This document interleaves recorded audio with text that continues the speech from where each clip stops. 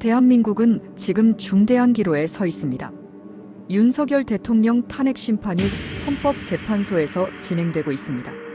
문제는 이 과정에서 민주당을 중심으로 한 정치 세력이 공수처, 서울서부지법, 헌법재판소와 결탁하여 헌법과 절차를 무시한 채 탄핵을 강행하고 있다는 점입니다. 이 탄핵이 인용된다면 대한민국은 더 이상 법치주의와 자유민주주의가 보장되는 나라가 아니라 특정 정치 세력이 마음대로 껍을 주무르고 민주적 절차와 국민의 뜻을 무시하는 집단주의적 독재국가가 될 것입니다. 이번 탄핵이 왜 문제가 되는지, 어떤 법적 절차적 하자가 있는지 하나씩 살펴보겠습니다.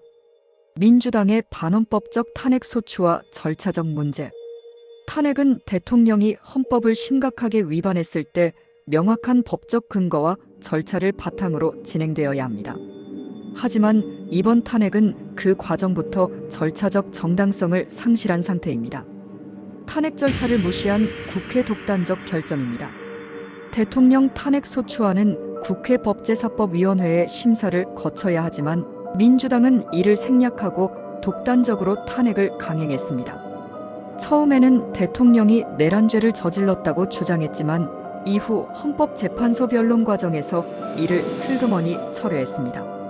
법적 근거 없이 탄핵 소추안을 제출한 후 논리가 부족하다는 점이 드러나자 이후 새로운 사유를 추가하는 등 법과 원칙이 아닌 정치적 목적으로 탄핵했음을 스스로 시인한 꼴이었습니다.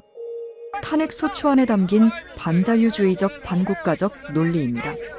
탄핵 소추안에는 윤석열 대통령이 북한, 중국, 러시아를 적대시하여 동북아에서 고립을 초래했다라는 내용이 포함되어 있습니다.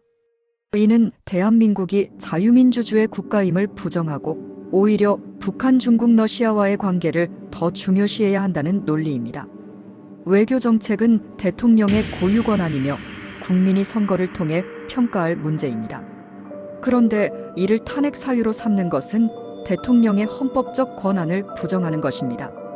따라서 이 탄핵은 민주주의 원칙을 무시한 정치적 쿠데타라 할 수 있습니다. 공수처와 서부지법의 법을 악용한 탄핵 물밑 작업.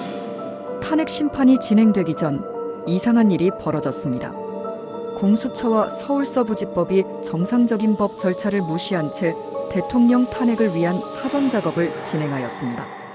공수처의 불법적 수사와 체포, 구속, 영장. 공수처는 내란죄를 수사할 권한이 없음에도 불구하고 무리하게 윤석열 대통령에 대한 수사를 진행했습니다. 원래 내란죄 사건에 관할 법원은 서울중앙지방법원이지만 공수처는 서울서부지방법원에 영장을 청구하며 법 절차를 우회했습니다. 이는 서울중앙지법에서 영장이 기각될 가능성이 크다는 점을 알고 보다 정치적으로 유리한 판결을 내릴 가능성이 높은 서울서부지법을 이용한 것입니다. 공수처가 서울중앙지법의 남청규 판사에게 체포영장을 청구했으나 기각된 후 다시 서부지법의 이순영 판사에게 청구하였다는 주장이 제기되었습니다. 서울서부지법의 위법적 정치적 판단. 서울서부지법 이순영 판사는 정상적인 절차를 무시하고 체포영장을 강행 발부했습니다. 신한미 판사는 통상적으로 사용되지 않는 3주간 새벽야간 집행 가능 조건을 붙여 영장을 발부하는 이례적인 조치를 취했습니다. 윤석열 대통령 퇴진 집회에 참석한 전력이 있는 차은경 판사가 결국 구속영장을 발부했습니다. 공수처와 서울서부지법은 정당한 절차를 무시하고 법을 정치적 도구로 활용하여 탄핵을 위한 분위기를 조성하는 데 이용되었습니다. 정치적 중립성을 잃은 헌법재판소. 탄핵 심판의 최종 결론을 내리는 헌법재판소는 철저한 정치적 중립성을 유지해야 합니다. 하지만 이번 탄핵 심판에서는 특정 정치 세력이 헌재를 장악하고 있습니다. 헌법재판소 재판관들의 정치적 편향성. 헌재 소장대행인 문영배는 우리법연구회 회장 출신이며 페이스북에서 이재명, 김어준 등과 친구인 것이 드러나자 계정을 삭제하였습니다. 정계선 재판관 역시 우리법연구회 출신이며 남편 황필규 변호사가 윤석열 탄핵 시국 선언을 한 인물입니다.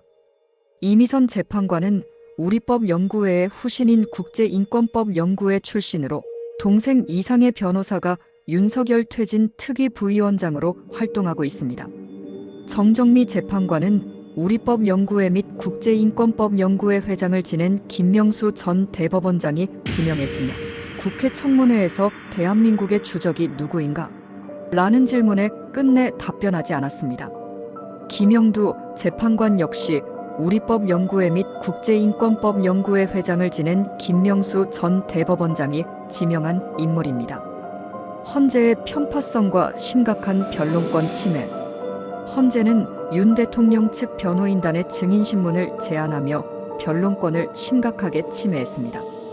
탄핵소추 사유가 변동되었음에도 이를 인정하지 않고 심리를 지속하는 등 공정한 재판 원칙을 무시했습니다. 선거 부정 의혹과 관련된 검증 요청도 모두 기각하며 탄핵 심판이 정치적 목적으로 진행되고 있음을 보여주고 있습니다. 대한민국의 민주주의와 법치주의를 지키기 위해 이 탄핵은 반드시 기각되어야 합니다.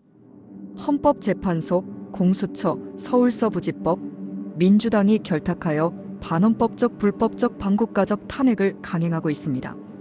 이번 탄핵이 인용된다면 정치적 탄핵이 반복되며 대통령의 정책적 판단까지 사법적으로 심판당하는 위험한 선례를 만들 것입니다. 헌법재판소가 탄핵을 인용하는 판결을 내릴 경우 이는 대한민국 민주주의를 붕괴시키는 사법 쿠데타로 평가될 것입니다. 윤석열 대통령 탄핵이 인용된다면 대한민국은 민주주의와 법치주의를 상실하고 특정 세력의 집단주의적 독재 권력이 판을 치게 될 것입니다. 이를 막기 위해 윤석열 대통령 탄핵은 반드시 기각되어야 합니다.